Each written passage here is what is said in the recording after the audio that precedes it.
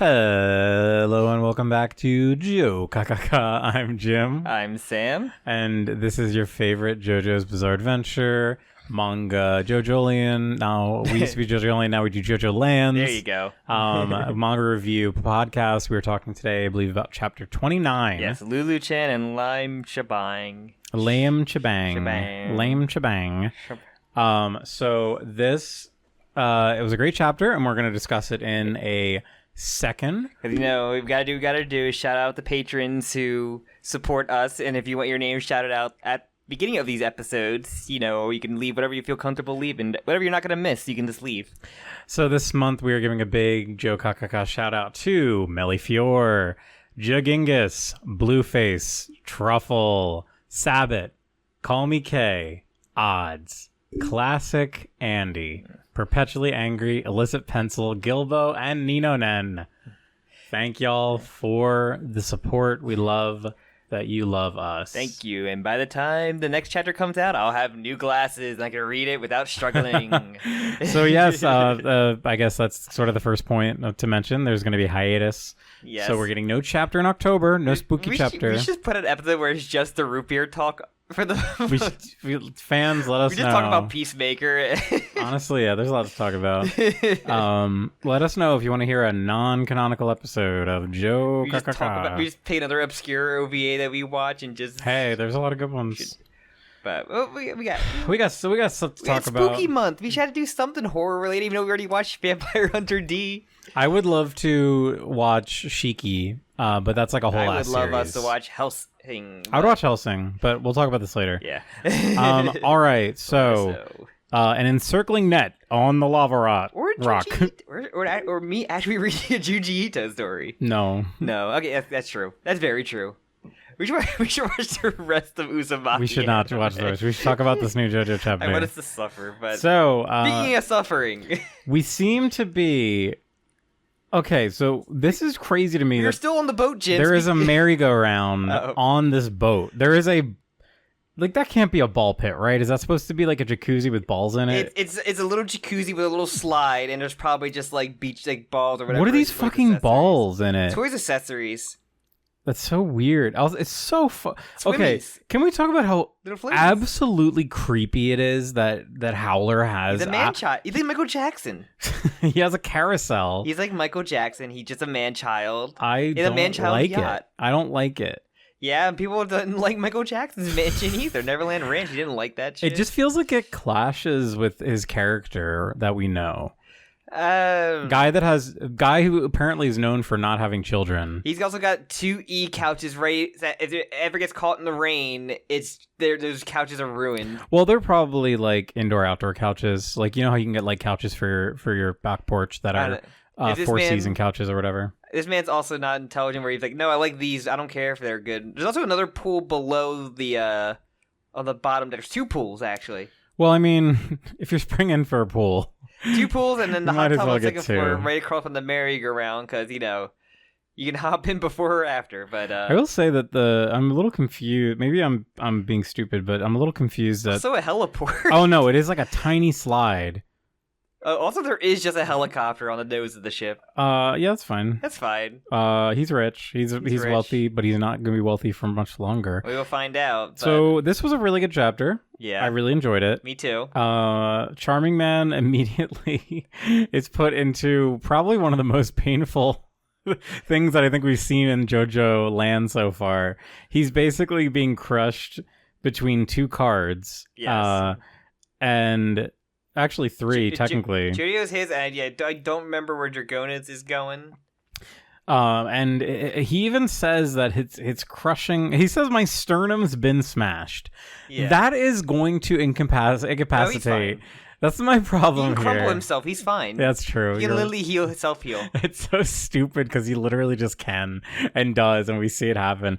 But this is also really fucking cool. So basically, Dragona is using what's the stand called? Smooth operators to try and pry it off, but it's not working. So he rips his clothes off. He rips his shirt off, Charming Man, and is like, you gotta do it. You gotta just rip my flesh off. Also, I just love he breaks off the skin, too, so you can see Charming Man again, which I do love that.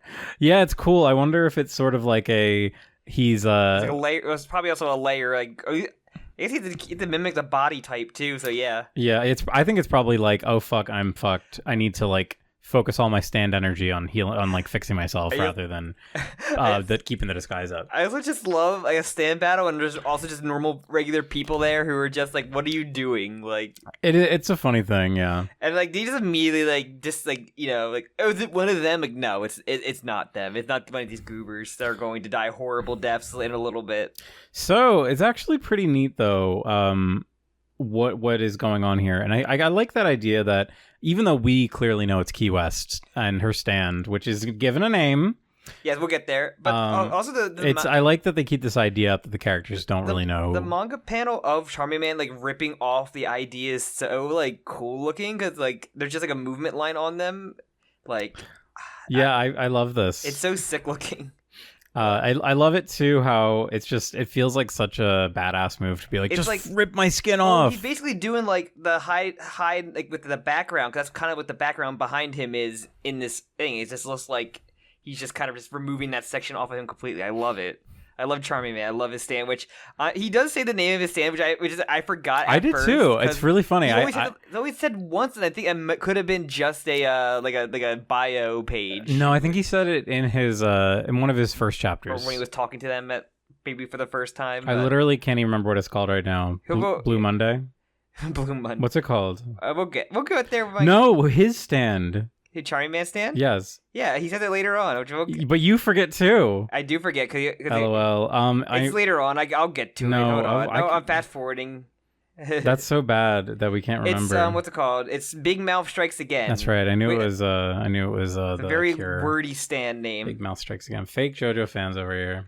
His stand is very wordy, where it doesn't have that like that king aesthetic like Part 8 all the stands had, so you can remember them easier because the one word was consistent between them all. Yeah, like Omokoyava. And he doesn't yell out his stand. That's like none of them really do, other than like November Rain and Smooth Operators. Smooth Operators is said a lot. The hustle, I think, is very just simple. So it feels like it's the muscles saying. And he literally said, "Do the hustle," which he said the thing. Yeah. But yeah, so I do like he gets his disguise back on and. It basically disregards like the FBI like being like the stand user. Like no, they're not. It's not them. Like they would not be like I don't know. It's really neat though because Key West is using her stand to move the rock through these guys because Jodio is brilliant and he has a big brain. He's able to realize that great eyes. The stand is basically able to traverse cracks. It's like literally like kind of like moving like what was his name from from Part 5 like the mirror guy, man in the mirror. Yeah, the guy who can go in the ground. The guy swim in the ground. Oasis, right? Oasis, yeah. He like kind of moving around like on people though. It's like on any surface, not just like solid ground. In a way, it reminds me more of Black Sabbath. How Black Sabbath would be in like shadows. Remember how Black Sabbath could only like exist in shadows. Also had a stand arrow in his mouth, which I guess he could just keep it at any time. Do you think Popo had to like just call his stand and just shove it back in there at point so because it couldn't stay in there like all the time, right? I don't know. Probably. I don't see why not. I can see it. I think that's a great way to keep it safe. Just keep it inside your stand. Your stand is just intangible. But like it becomes the physical arrow becomes intangible. Sure. Yeah. It's fucking JoJo bullshit. It's like a hammer space rules. Like if you can already go into shadows, like I'm sure that it doesn't matter. It's a void space, but a mirror dimension can exist. What? JoJo there's no such thing as a world in the mirrors. There would never. There's no such thing as a baby stand. I do like. I said I do love like them trying to figure out everything. Like you see like the stand moving. If you do cut back to like Key West and Howard, like him gripping his MacGuffin, like, hey, how do you think the other two are doing right now? I haven't heard from them. Like, oh, they're probably fine. It's really funny how little Howler we get in this chapter. I actually forgot he was even in it. It's very funny how like little he knows what's actually going on. Also, I just love Key West looking at houses. It's very funny. Well, what's her face is sending them. Yeah, I just love that they're like Lame is sending these links to Key West and being like, "Oh my God, look at what we'll be able to afford." Like she's already like wish casting, looking at castles, like legit castles. It's very funny. It's really funny. It's one of those things that's like a funny death flag where it's like this character thinks their whole life's figured out, but no. Also, they're gonna fucking die. It's very funny. She's sending these messages despite being in the worst possible situation. Like, yeah, that's why when I was reading these messages, and like, there's one panel that was so fucking weird to me. I'm gonna try and find it. With like the poo poo poo. This little emoji kind of thing. When I saw that, so it's at the bottom of like page, I don't even know, it's 7. Like the Oingo Boingo version of like, what are those shitty like Facebook Messenger like avatars people would make for themselves? Yeah, I don't know what the name. It's like the Oingo. Like it's like a Bitmoji. Yeah, Bitmoji, but like this is the JoJo universe. It has to be Oingo Boingo style. But when I first I don't know who this is though. Who is that character? I don't know. Is that supposed to just be like a random fucking? I guess it is just a random fucking emoji. Or like like emoji or like. But it's like incomprehensible. You looked up a GIF of girl laughing and like that's what she clicked first. But so when I saw that, I had a thought where I was like, did one of our team or Meryl? I thought Meryl may Q of all people. Did they kill Lame and get the phone, and are they like texting as a trick? Because I don't think so. No, it absolutely is not the case. That was my initial thought, because it just that one panel of the poo poo poo freaked me out so much. She said something about the houses being on the hazard map. Yes, that was so everything about this little conversation. I was like, oh, is this a way that Meryl's trying to get? So in my head, I thought that my headcanon, I thought maybe Meryl had taken the phone and saw the chat message and was trying to press Key West for more info, and that's why Meryl's like, I know how she to says sex. Like the oops lol, like, so yeah, because that seems like it's like a hazard map. That's like a pretty crazy drop. Meryl's like, I know how to catfish people on dating apps really well, so I mean, if anyone could, I would expect her, or I'd expect the hustle guy. Like, I know how this I'm a principal for half my job, so like I know how to talk like a kid. She's constantly fucking sexting teens. I confiscate so many phones that I learned how they text. She's grooming the entire high school. So you think like the hazard map are just like, what do you, is that like parts that are potentially like that land that eats people kind of stuff, or like the dangerous part of land, like the land that Rohan like goes to where he has horrible things happen to him on. Oh yeah, I think that it's probably kind of where you're getting at. It's probably something to do with like Holy Land sites. Yeah. But it's interesting that they would call them hazard. But she also says, I'll kill those asshole realtors for hiding important info like that. So, like, it's info that, like... That they might know? Yeah, well, that's also could just be, like, a joke. Could be. Maybe she's just being jokey about that. Because, yeah, why would a realtor know about this weird secret hazard map? Unless we're just totally missing, like a thing here. Maybe it's a cultural thing in Hawaii where certain areas are... like closer to volcanoes, maybe. Yeah, volcanoes, or like they're like danger of because if a storm happens, like a tidal wave or something like that. Like they're just really hazard to. There probably is a Hawaii like realty thing. Like it's like, you know, they have to tell you this. Like realtors have to tell you if a house is haunted. There is indeed a Hawaii hazard map. I found this. Okay. Okay, so, what's it for though? Like, volcanoes. Volcanoes. Okay. Specifically for lava flow hazard zones.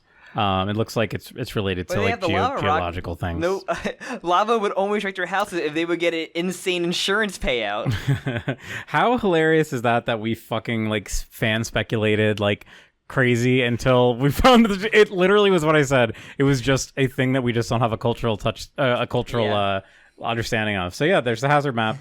We fixed it. Delete your comment about telling us what a hazard map is. I do like. She's like also text by putting words in brackets like that suit. Like I don't know, it's just very funny. Just it could be a translation thing. On the last text, it's like, yeah, you're right. Sorry for getting a little carried away there. How are things looking over there? I think you'll be able to get your hands on brackets that soon. Yeah, so that could either be. So you see that a lot with like quotes. Sometimes it'll add a bit of context. So that might not have been in the original. It's just very funny to context your own text messages. Is very funny. Or well, it also could be like maybe just like a version of quotes. You know, like Japanese quotes are like the L's. Yeah, it's just very funny who to think knows? of somebody doing that via texting each other. It's, I think you'll be able to get your hands on that soon. Yeah, I don't know.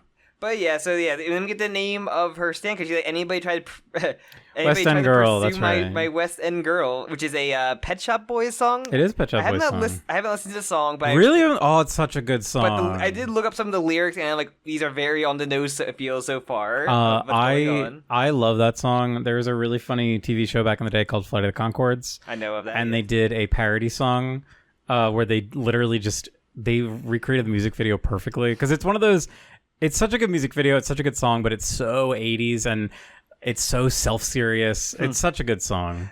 But it's also very funny, like, I heard this one before. If somebody tries to pursue his stand, they'll end up dead. I think I've heard that before once or twice. Yeah, I'm getting sick of the word pursue. Well, we can retire that. I also just love this panel of Key West here with like the cap, the shade on her eyes from her cap. Also, just like it's like a scene transition. It goes from, like, the stand to like a gun, and like now we're on the other side. I love it.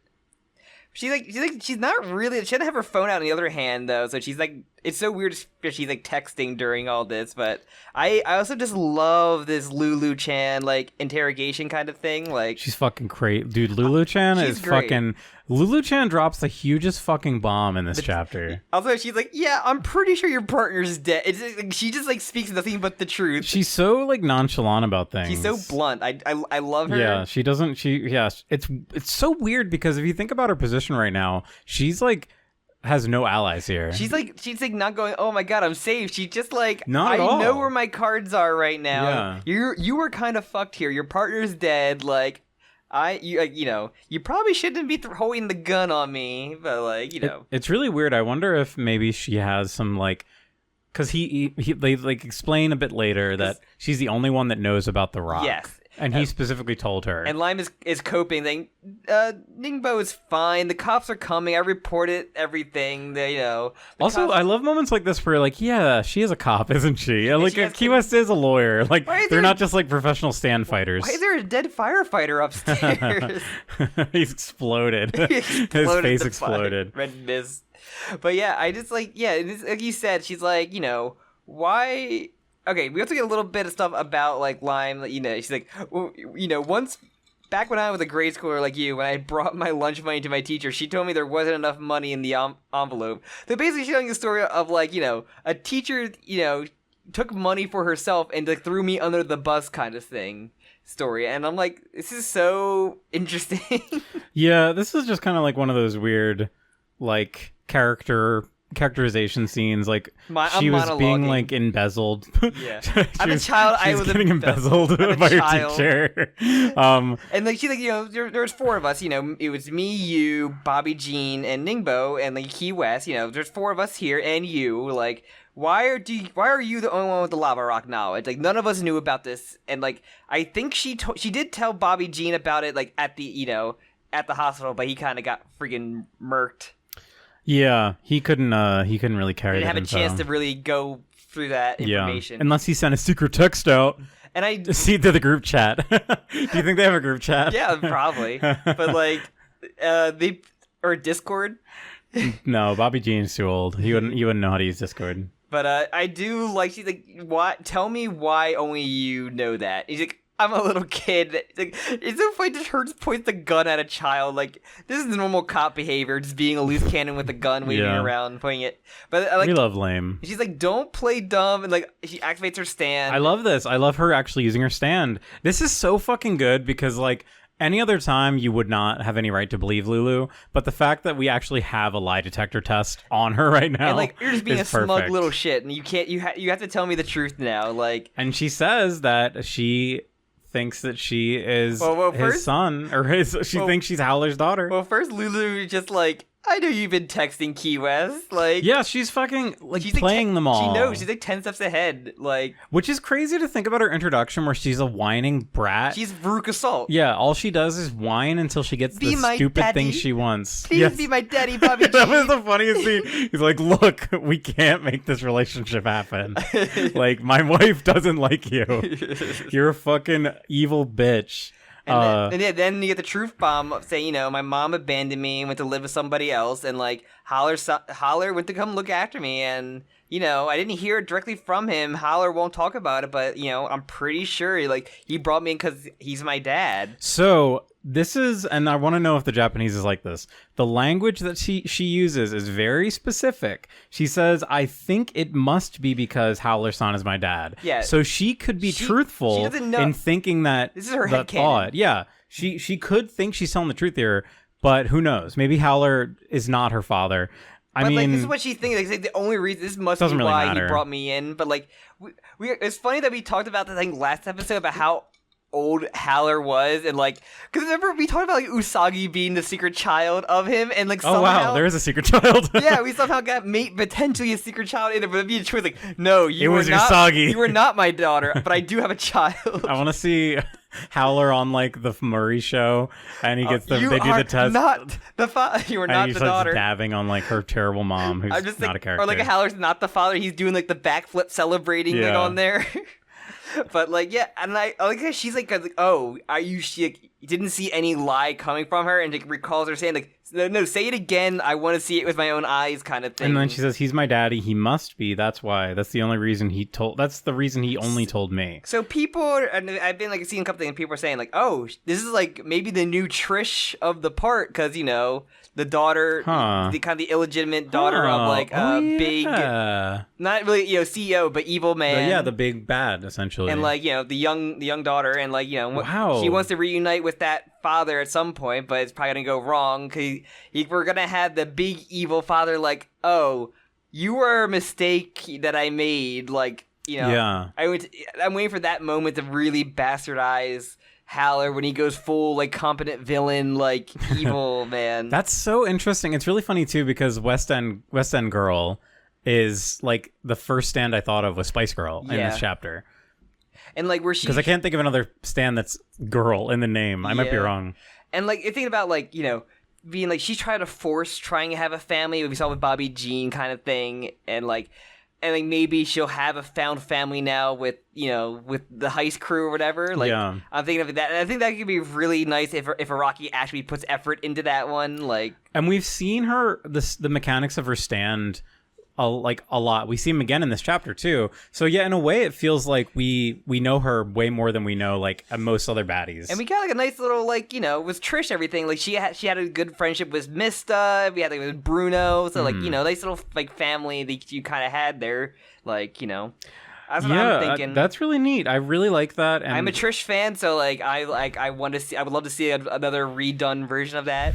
Yeah, I think, wow, it's so funny. It did not even cross my mind while I was reading the chapter. I just thought it was awesome that we have something else that is like a kind of a big weak point for Howler. Now he has a daughter that he cares about. Clearly he cares about her. I just thought of a big thing too. So if our crew still has the Rock and she completely, you know, if Howler says go away girl, we have a new person who would inherit the company. That is a really good point. So we have a child that can inherit the company. That's probably why she hasn't fucking died yet. From like the perspective of the Rock. Yeah. The Rock's keeping her alive because she's the rightful heir. She's a potential like reason for them to get money and continue to to money. She's fucking Jon Snow. Company. She's fucking secret heir. Dude, I love it. We heard it here first. I'm loving it. But no, then once she gets super close, and also being the daughter, just having a completely like fucking broken stand of just she's insta kill. It's really bad. Internal cancer where Trish could just smooth you out and just like. But no, yeah, she got close enough for her to put her stand inside of her, and which is awesome. Like, yeah, and she immediately starts foaming at the mouth like we've seen before. Getting internal shot of her stand, just like punching cancer into their insides. And I love the internal shots of like the stand inside of her. Like, yeah, it's really cool. Also, I feel like Lame is probably one of the worst people to fight this because she can't fight. Her stand is controlling nematodes. Her stand is she can't send the nematodes into her lungs. Her stand is a lie detector. Like. It's literally all it is, and she tries to shoot Lulu too, and Lulu avoids the bullets. Like I said, it could be the lava rock, like protecting her. I really like the idea that like she's just being kept alive because she's too important. See, like the pig actually scared. She's not like calm during this entire thing. She actually is scared that she got shot at by a gun. Yeah, I'm so used to JoJo characters just be like, it's done. Like no matter your shots, we're never going. No, she's actually oh fuck, man. I'm a child. I'm not built for this. It's cool though because like I think it's the last time we see her this chapter. She has this like determined. She's got the do kanji or whatever, and she's looking at the phone. So presumably she's gonna grab the phone and either call maybe Meryl or one of them for help to come down, or message Key West. Oh, I think she's gonna message Key West. Yeah, or I think pretend to be. Yes, her. That's what I think. I think she's gonna lead Key West on. But be her to lead Key West, but join up and go away with the crew up top, like saying like. This puts Lulu in such a cool position because she's still at odds. Like, there's no way that JoJo team would want to support her to save Howler. Will Lulu be the superior Tsurugi of this part? I did get a little Tsurugi vibe in this one panel where she's looking at the phone. Yeah. It does remind me of, like, Goblin Tsurugi, like, when Tsurugi's, like, a little determined brat. Ooh, I'm like, so down with the Lulu development. This was the thing that excited me the most in this chapter. I was so pumped by this reveal. Every chapter lately has just been so good. I just like the little goblin shot of her going over the couch to look over at the phone is so funny, though. Yeah, she's the Dark Determination. But yeah, so we get back to the ship. We kind of, like I said, get continuation of like the rock being taken away. I love how quickly he's able to put the disguise back on too, like perfectly with the hair and like Charming Man is the best. I love like the manga paneling of like the chase of seeing smooth operators being like chasing the rock is so cool to be like a tug of war kind of thing. Yeah, but she also can't touch the stand at all because they'll get crushed. But like I love. Smooth operator kind of being like a tug of war battle, like it's so really... we've always only seen 4, right? Of what? Smooth operators. Yeah, I guess so. I haven't really paid attention too much to that. I've tried to keep a track. I think other times we've seen 3, but in this chapter it's almost always consistently 4. Oh, because Mista could never have number 4.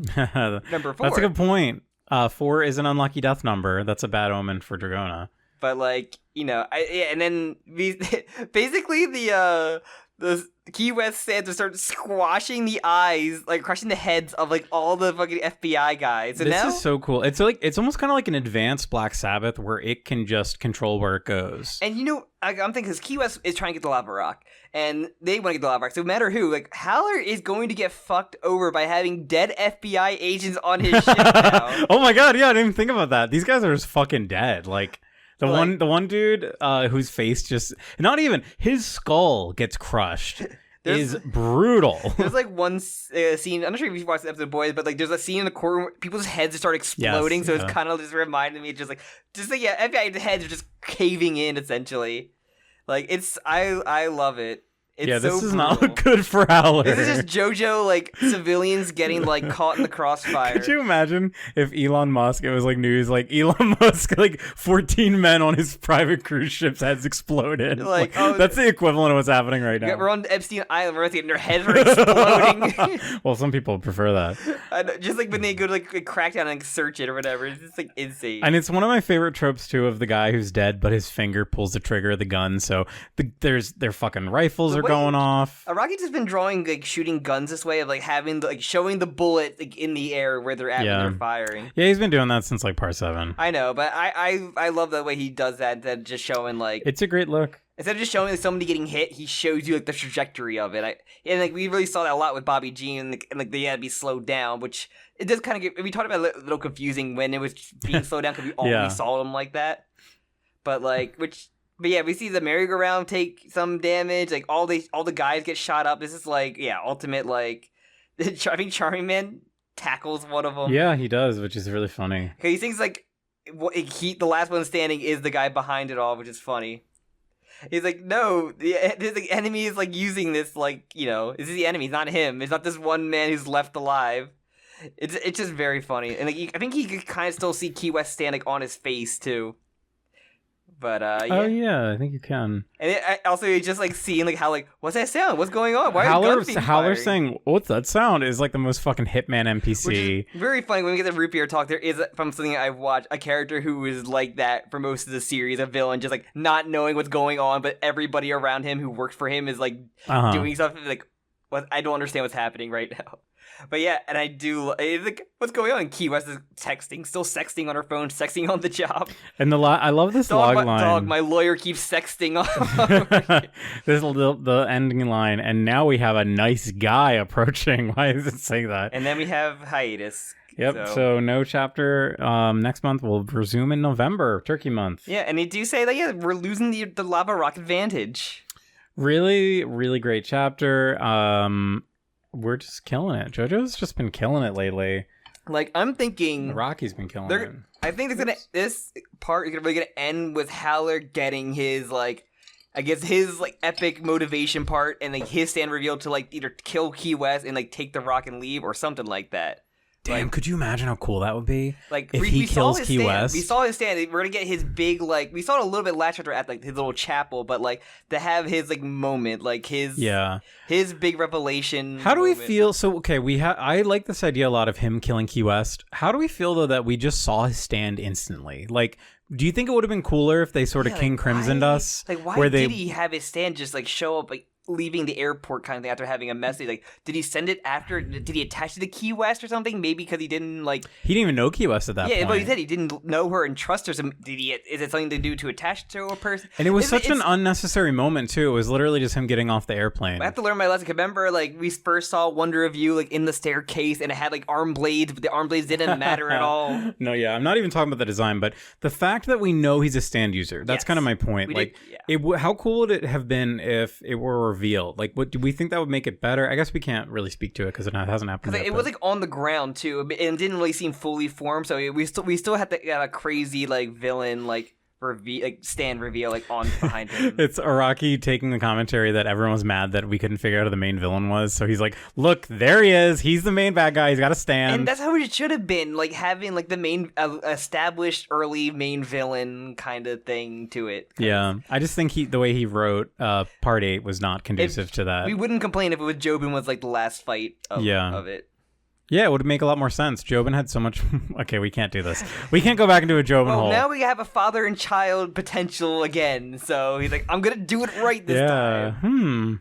Damn, I fucking mourn Jobin. I love how we actually got a big fan theory thing in there with Lulu Chan for this chapter. Which I'm so excited to see what happens next. Major, like, thing reveal about her. Yeah, because we were wondering, like, why is she still alive? Yeah, it was kind of funny, but yeah, it makes sense now. Why would he introduce a child? Because like, there's no way they're gonna murder a child, right? Have baby stand. No, that baby lived. I know. You just fed it poop. I like to imagine that Kakyoin just like took it and drowned it later. Punted it. Oh wait, was it Polnareff for Kakyoin fought the baby stand, and none of them like realized that was the enemy, and then he fed it poop. I want him to drown, like in like an oasis. He just drowns it. If you ever saw this, there's a comic panel from the new Batman comic called like Absolute Batman, where he just has like a little baby-sized person and just punts it. No, it's amazing. Is it Batmite? No, it's just I'm gonna type in Absolute Batman baby, and it's gonna show up. Just watch. All right, I'm going to continue to watch. But yeah, that's really everything I have to say about this chapter of JoJo. What the fuck? Yeah, he just drops the baby that kicks it.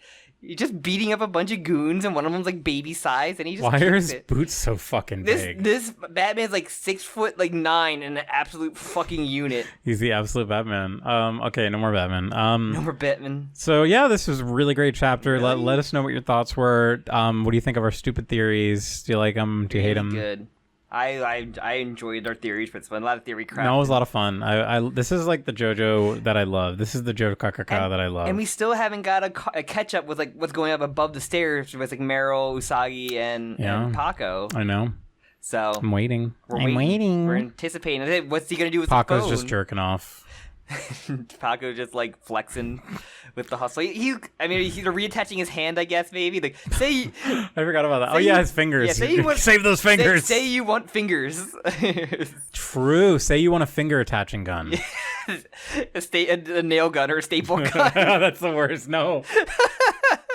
Paco will be like, I was in the military. I knew how to re-sew on my fingers, and with the hustle, I can just reattach the nerve endings. Yeah, I can see that happening. I can flex them in there. You know, in One Piece where you can awaken stands, I want him to be able to awaken it where he can just the hustle extends his like muscle nerves, just all come out as strings. That would look like in Dragon Ball GT Baby, like Vegeta 2. It just like has like weird flesh shoulders. Give me. I want to see him invent new body parts. Hustle Act 2 is very funny.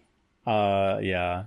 All right. It'd be weird to have a body stand just be the axe stand of it. He just goes Super Saiyan basically. Just like it's like that one. Well, that's kind of what gears are. Well, remember one author note in One Piece where like, hey, if Chopper didn't get the human fruit, what would happen if a human ate the human? Like, they would have complete mastery of the human body essentially. And like, what would that like mean? Yeah. Well, I mean, technically, it's a spoiler. I'm just gonna say it. Fuck you. Technically, Luffy ate a model of the human fruit. He ate a model, but it wasn't like... It wasn't the human fruit, yeah. Yes. Would they, like, transcend humanity? Like, would they become a god because they just, like, become so human? Mm-hmm. Would they become Dr. Manhattan? I think so. Would he become blue? Probably. I mean, what other color would they be? What could he be? They'd have to be blue. Unless he mastered hockey, but and he'd be black. As we've seen many times. Yeah. Many One Piece characters love blackface. Yeah, hockey just gives you blackface, unfortunately. And Black Lightning.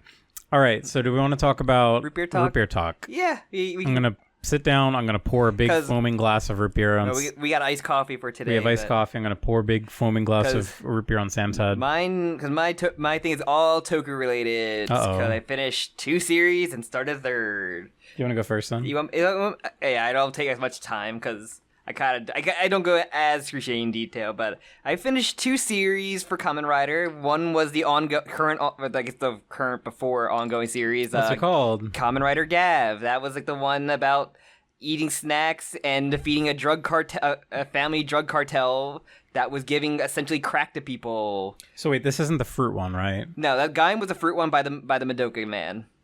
Narubuchi. That's the one that has the lecture about if you want to interested about hearing about a Kamen Rider series. I highly recommend because I find it very entertaining. It's called Kamen Rider Gad. That was the current series. It was a series I really loved. I loved like the character. The cast was very very good, very fun together. But it's so funny. The OP had like. Okay, they essentially had their own, remember the flash forward in part 8 where, like, everybody was, like, oh, man, can't we see what this means kind of thing? Where, like, the OP kind of showed all the 3 main characters that had a little bubble show up and showed their Kamen Rider form, or one character didn't have it at first, and when he got it, it filled the bubble in. Then the female lead had that same bubble pop up and nothing was in it, and it just never got filled out. She never became a Kamen Rider, so everybody's like, why didn't they do it? They hate... They're not doing a sequel? There's, no chance? They'll have movies, but, like, we don't know what the movies... That's still bizarre because that they just side characters in Kamen Rider movie, like, any side character can get a movie if they're, like, fan-loved enough, which is, like, I think that's the coolest part, that any side character can get a movie and get a new form, but, like, she could... Potentially, they like. But then why would they put it in the opening? Exactly. If they don't. That's so weird. People got so up their butts about like why they teased over the opening. Like they just did it because every character, the 3 characters they showed off, all had that, and they just like felt weird. I don't know. That is so that they were baiting. They were definitely baiting. Essentially, people. And like they didn't have a female writer that entire show, which is like the first series I think for like years that didn't have a female writer in the show. Since like Build, I guess. Yeah, wow, that's a long ass time to not have like a female writer, and wow. But very fun. I said it's a very it's very much like it's about like a guy. He's like half monster, half human because this drug family. Okay, imagine if the father of Tony Soprano like kidnapped he's another aliens, imagine them. They kidnap a human, and like instead of just turning these humans into like ingredients, they turn humans into snacks essentially, or ingredients for a snack. Well, this happens in season 4 of Sopranos. But like instead of one human, he like likes her and like forcibly like has a child with her, and then they keep the child locked up. Yes, and they did this in the series. Yes, they didn't seriously say it, but yes. And then the family, like the actual like legit children, all hate him. All hate because why would you had a child with our cattle essentially? Why this is like this is the kid show. He's the gabagool. Yeah, and so basically they get away, but like his mom helps him get away, but gets dies in the process of getting. And, like his father also is killed, is like from like the. Basically, like a mob thing, like our father was weak, kind of thing. So one of us killed him, kind of thing. And there is a mob kind of thing with like the family, and this, and then he escapes and he basically fights the family to stop their freaking drug cartel and. But the drugs are human snacks. They basically look like Jello, but like the ingredients, the spice of it, the crack of it is humans. So they kidnap humans and like take Who's them away. Eating them? The monster realm. Okay. And so they get the monsters to eat them. They get so addicted they keep buying their crack. And wow, this is just like Sopranos. This is like The Wire. This is like The Wire. A show I've never seen. I love the show. I think the finale was kind of like I wasn't because like the main villain at the very end was like somebody they beat up before and he didn't get a power up, so I was like, just gonna beat his ass again. I'm like, there's no like stake in there, but. I was fine with it. I didn't love the ending, but overall, really good show. There's a movie coming out already announced for it, so I gotta wait like whenever that gets translated. But I also finished Kamen Rider Drive, which that's the one that stars the guy who was in the Yakuza live action show. That's not very good. Oh, that people say, but like I really love the show. The guy who did the show did one of my favorite Kamen Rider Double.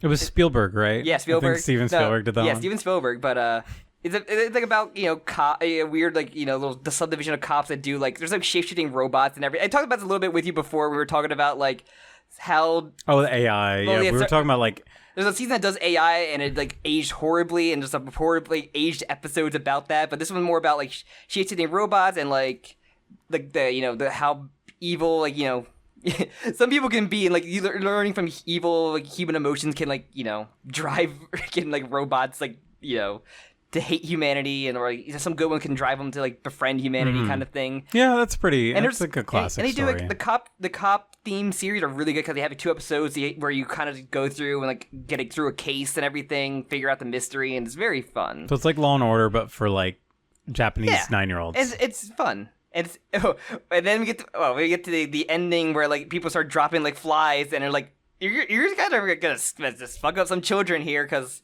people are and it's just like the ending is so different from like the Gav and Drive where like there's so much build up to this finale. Like this is like the last arc. You feel like okay, this is building up. We're fighting the generals like each off, and then until we get to the final thing, people are dropping like flies or like they're the last one standings, and the last like episode kind of like. Really like it doesn't end like the big there's like they destroy the last big thing they're trying to destroy, and then like there's one villain who's like overarching like kind of like that friend kind of villain, like we're gonna fight at the end, but like I kind of like I like if we weren't enemies, if I wasn't like like a Zarbon type, if life went differently, like we could have been friends kind of thing. And yeah, it doesn't really end with a fight. He just like so he's just their friend. No, he's like, I know you're dying. Like, I know you're like, you took a blow. Like, I know you're weak, and like, I still don't hate you. Kind of thing. I understand why you end up hating humanity, but like, we're friends. Like, I'm not gonna kill you. And like, it's just really fucking good. And I did get choked up a little bit at the end because characters that all very likable. When they drop like flies, they start just like Sopranos. Yeah, you get really attached to him, and like, but there is like the worst dad ever. Oh, and we're like, it's one of those evil, like, oh yeah, you were like a fucking mistake kind of thing. Like, my greatest failure was you, and then when that dad gets it, it feels great, dude. It's like, you ever have a bad dad in Sopranos, like, and you see him get their every single dad, every single male is horrible. character. Every single male character is horrible in Sopranos. Also, that one character in Gav, like, he's like the guy in charge of the family now. He was like that guy. He was like Haller, where he's like, "What's going on? What do you mean there's gunshots? What's going on?" Like, he doesn't know what's going on outside his business because people are just doing stuff behind his back, and it's just causing like a chain reaction kind of thing.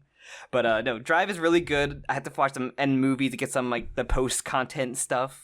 But like, I really loved it. I actually have a definitive top 5 now for Kamen Rider. Wow. And so wait, you've watched 5 series? No, I watched. I was gonna say I don't know how. watched I don't know the more. count, but I have a definitive top 5 that I could feel like pretty good. To be Build, Gaim, Double, Gav, Drive. That's my top 5. I have a tier list on the Twitter Blue Sky just to like have it. That's subject to change, but I really liked it. And also, I watched this one movie about like one of the side characters, and like it probably has like the weirdest like.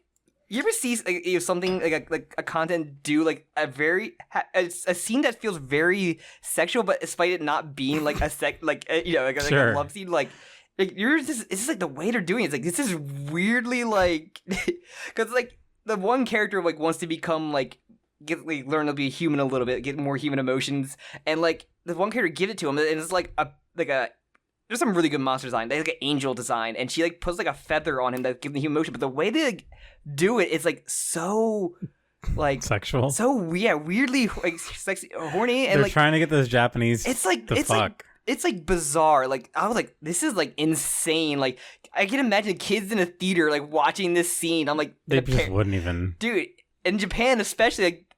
But yeah, there's no one fucking anyway, so they gotta really shove that down their throats. Kamen is like pretty gay, but I mean, we run a fucking JoJo podcast. Yeah, true.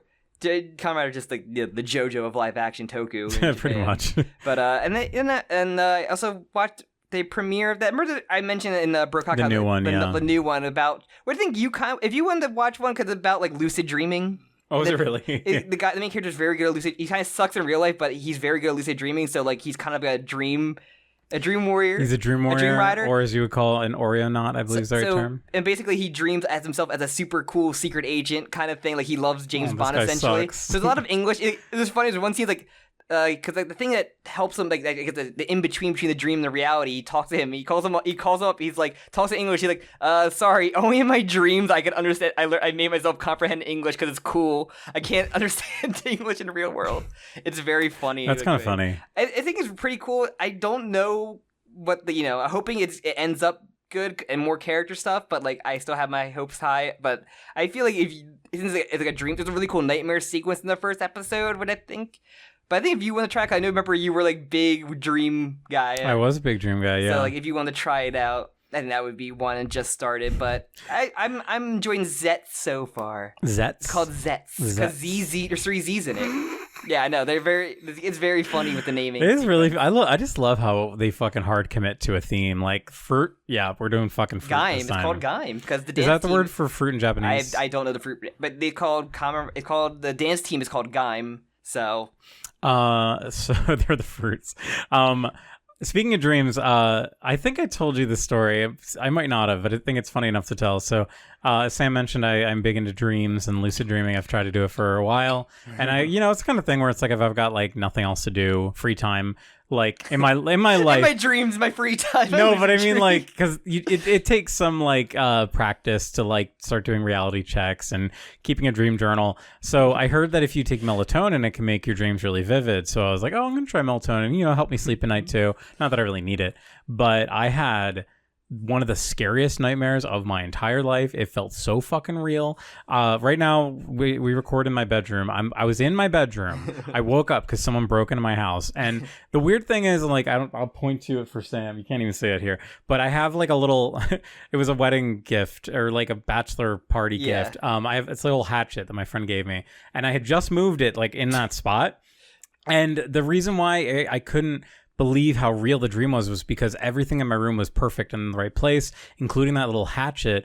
And it was so terrifying. It was actually like I was getting my house broken into. Jesus. And I've never had like it was not quite a night terror, but it was close enough. It was basically one. And I can't recommend taking melatonin because it gives you fucking crazy dreams sometimes. I can't wait for the comrades that's to take melatonin. They're gonna start dosing themselves. His power is gonna be him taking melatonin. I'm overdosing on melatonin. Like, You can't take that much. I'm on it. It spends 4 minutes trying to go to sleep. The belt's it's like a chest belt. He puts the belt on there. He puts it across his chest. And just imagine the giant pill and just putting it in there. Well, I have gummies, melatonin gummies. Oh, he pops a gummy. Gummy was Gav. That was he would make his little Pikmin by eating gummies and snacks and stuff. Sure. They're great. The little Pikmin were like very charming. Do you have anything else? No, that was the main things. I can't think of anything else I really like. I haven't like played any like new games. Haven't watched anything really like other than that. Except those two whole shows. I've been just like watching like YouTube videos and watching like wrestling stuff, But I haven't really done anything crazy because there's any new games I've been like I guess playing Power Ranger season in Fortnite. That was because. Oh yeah, that's right. There were those. Which has been very funny. Played a couple times with our friend group. Have you seen the Megazord? I have not. They added the Megazord, that. and people and your team can get in it, but it does an animation of all like the characters you're playing as in the Megazord. Really? So like I saw like it was like Sasuke, like it was just a bunch of stupid. It's very funny. My problem with Fortnite is that I only play on my Switch, and my Switch is old because it's a Switch, and it can barely run the game. And I don't want to try and jump through the hoops and putting it on my Steam Deck. Yeah, and I guess I said now that football season's back, I'm like spending my Sundays watching football, and then like doing the work fantasy football team this year has been like that's what I've been doing on Sundays. So. Well, speaking of video games, I've been playing a little game called Silk Song, Hollow Knight, that is. Yeah, I have no experience with any of the Hollow Knight games, so like it's all you. It's great. It's just a really great game. For anyone who's playing it, I just got into Act 2, and the game really opens up in a way that I was not expecting. I was kind of expecting it to, I don't know, I guess kind of be like the first game where if you've played the first Hollow Knight, part of the appeal, at least for me, is that it's this just massive, meticulously crafted, interconnected bug world. And it feels very themed of like, this feels like real tunnels that bugs would build, and it's just like Bug's Life. Yeah, just like Bug's Life. Like, and it's cool too how they take inspiration from different like real life bug designs for the characters. But the sequel, Silk Song, has just been amazing. It's been very hard. It's been kicking my ass. The end of Act 1 boss was so freaking tough for me. Yeah. And I thought I was not going to beat it for a bit. Same with like Nine Souls, actually.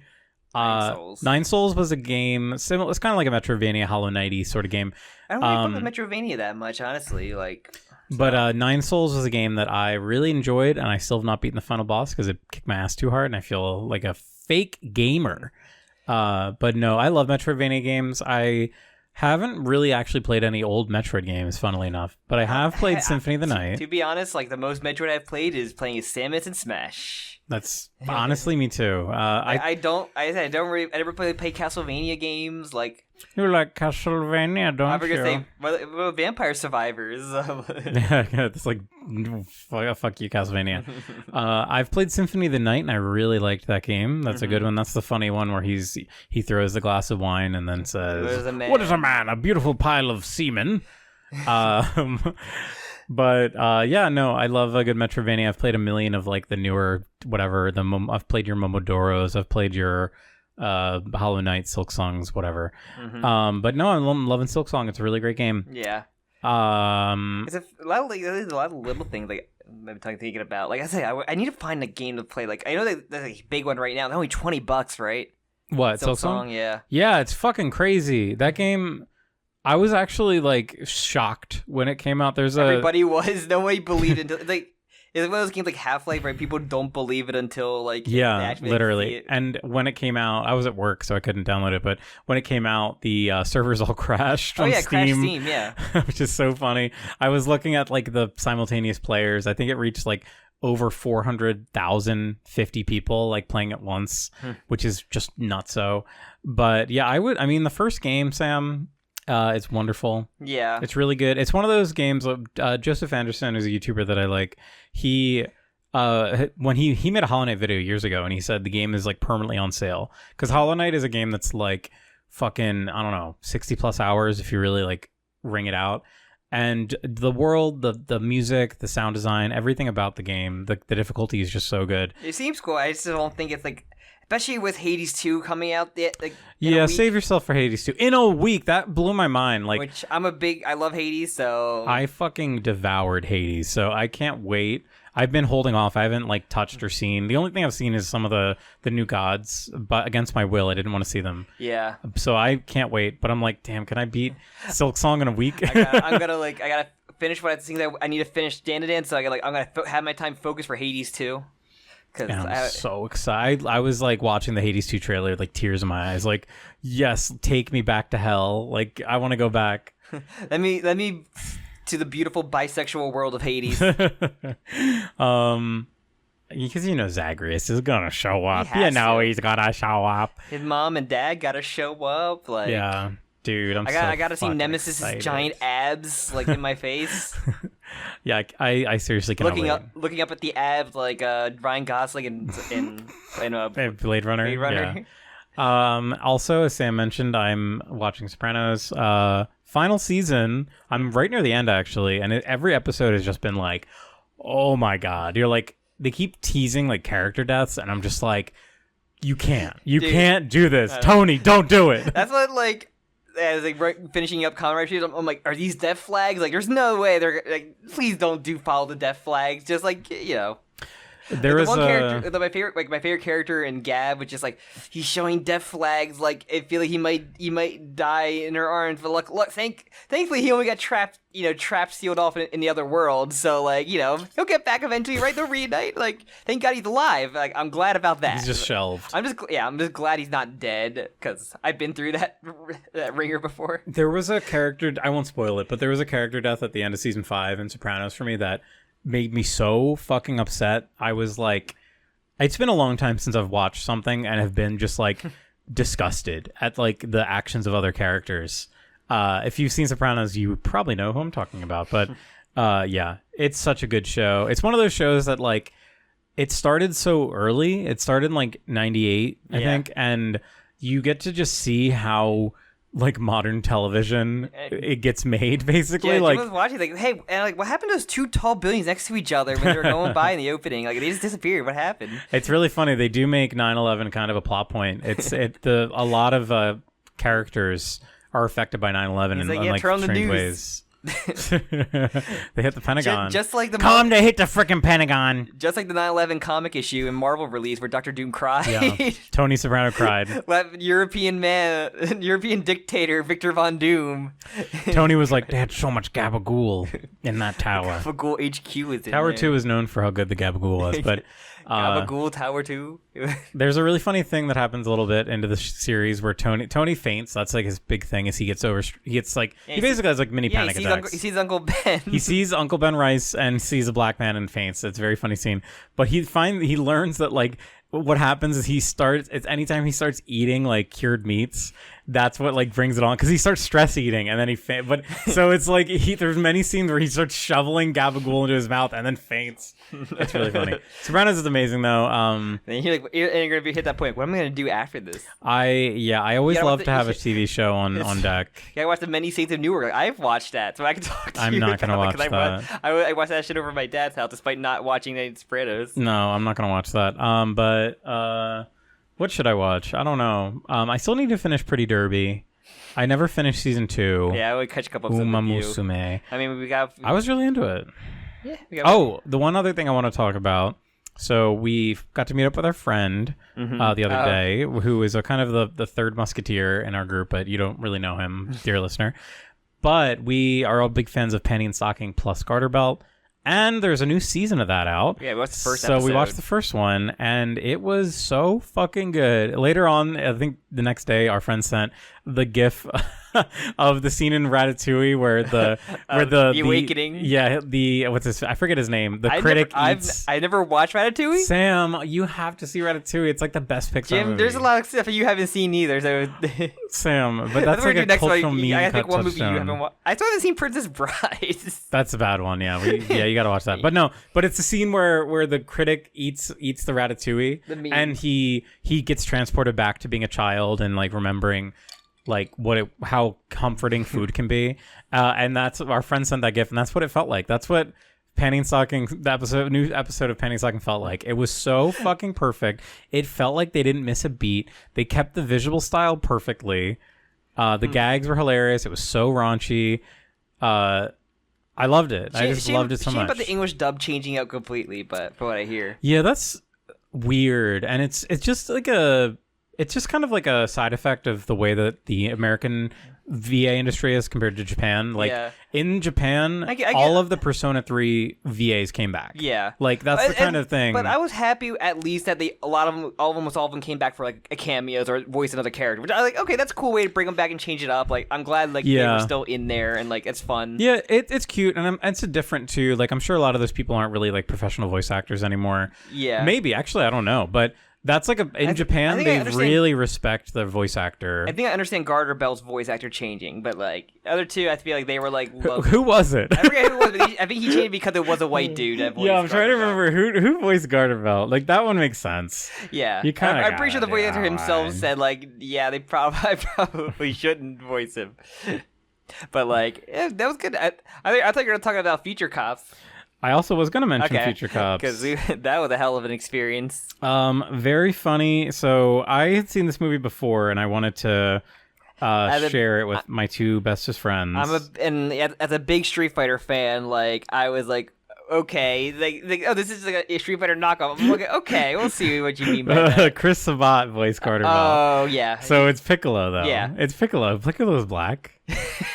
I mean, Piccolo is accepted in the black community. Yeah.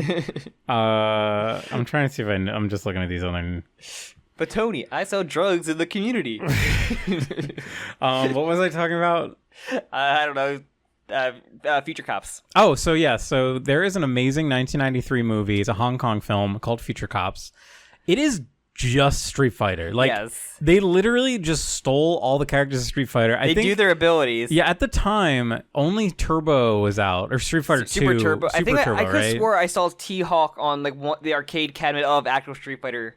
So I think it was Super Turbo or just Super Street Fighter 2, maybe. I don't know. It's really funny because it's like a very specific look into like who was popular at that time. But the movie it's set in Hong Kong, or set in China at least, and it's about in the future there is a judge, and this judge is going to be killed in the past. So the evil villains that are E Honda, two other ones I forget. It's E Honda, Ken Masters, and Sagat. So this movie is like 1/3 Terminator.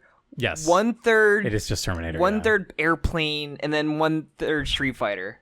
No, I would say one third stupid and then screwball comedy. No. And then one tumor attached to all this that is just a screwball raunchy comedy. It is such a screwball comedy. It's crazy. What happens is pedophile main character. Yeah, so the main character, so you'd think, okay, who's the main character? It's going to be Ken, it's going to be Ryu. No. Okay, no, we also have a good guy squad of Dao Sim, Guile, and Vega, which is weird. So what happens are the bad guy squad, who are traditional bad guys in Street Fighter, they go back in time. Not really. Well, I mean, it's a weird mix. E Honda's a bad guy. E Honda's a good guy. What? I thought he was that guy. Okay, so but his eyes are so mean. No, but he's great. He just spams the chops up there. Well, I mean, Sagat is a bad guy. I know Street Fighter lore for a lot of it. So the main Bison has the 4 generals. So usually has Sagat, who's kind of become like a good guy now. It's like Sagat, Vega, Belrog, and Sagat, Belrog, and I think like Fong became like one of the generals of the bad guys. So honestly, like. Balrog kind of became a decent adopted dad. I mean, like, Vega is really like, and like Bison are really the only one that really stayed evil. Yeah, I was gonna say Vega being the hero is kind of funny. He's like the second main character. It's bizarre. Yeah, so you've got the bad guy squad, who 2 of them are not bad guys. Ken switches sides. And so Ryu's there, but he doesn't go back in time. Yes. He just kind of. So the plot is they're going back in time because M. Bison is on trial, and there's a judge that's basically going to execute him. So they're going back to 1993 Hong Kong to kill the judge, who they know under a certain name.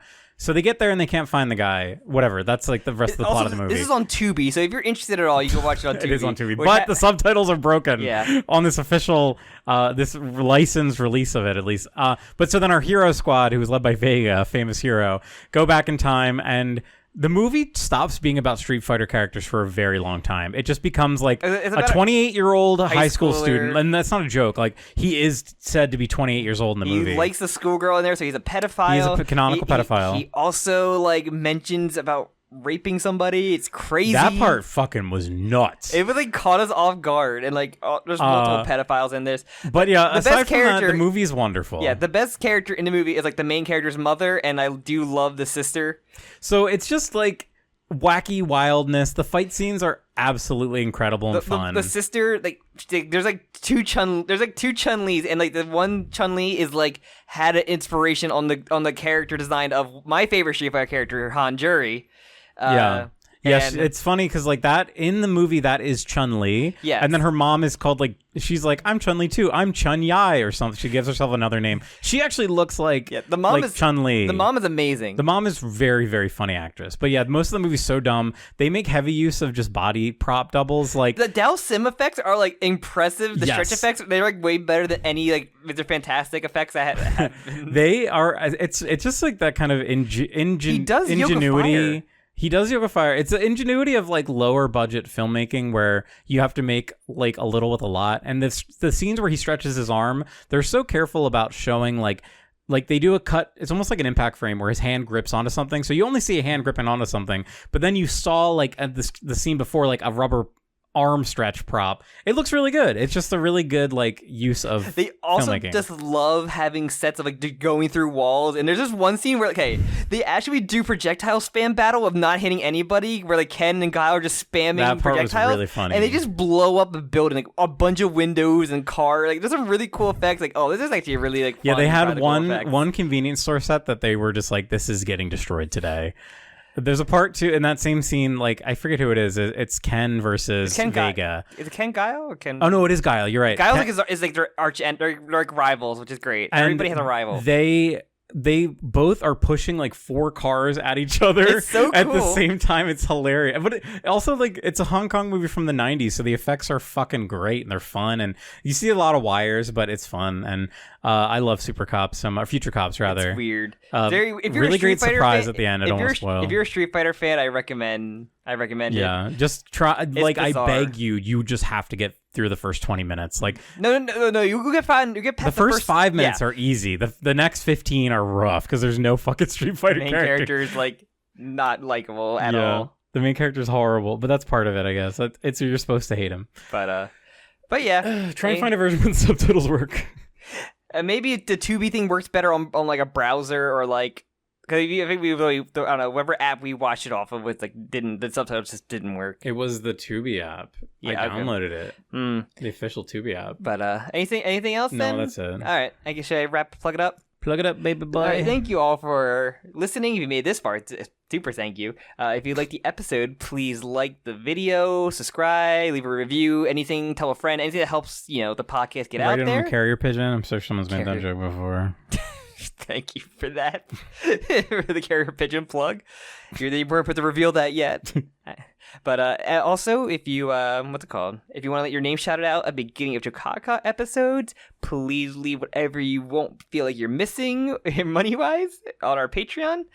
And we have our socials on there, but they get used when they use. I just use mine for Toku updates for when I'm watching, so that's there. I'm not on social media. Yeah, and Jim's off social media, and I think that's everything. I guess leave a comment of any other theories or anything, or what you want to see in October, because it's spooky month. Me and Jim like to watch like a horror thing. I love horror. Maybe we do a double feature horror of something from I want to watch, something Jim want to watch.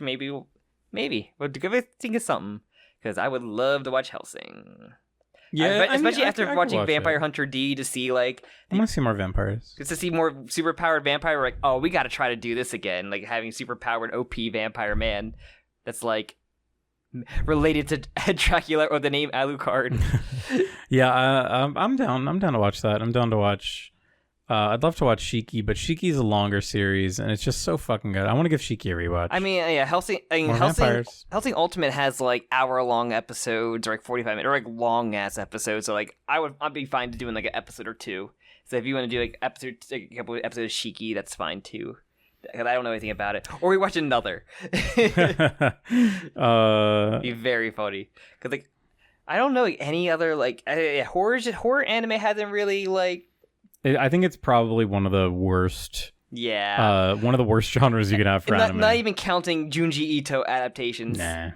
I would love to watch like the weird Japanese, like, the live action version of like Uzumaki or like a Japanese like live action horror adaptation. I do not want to watch Uzumaki. I kind of just am curious. But I think that's it. And unless you have anything else.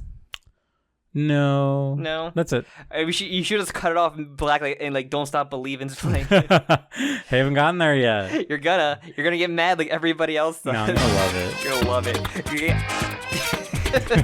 it.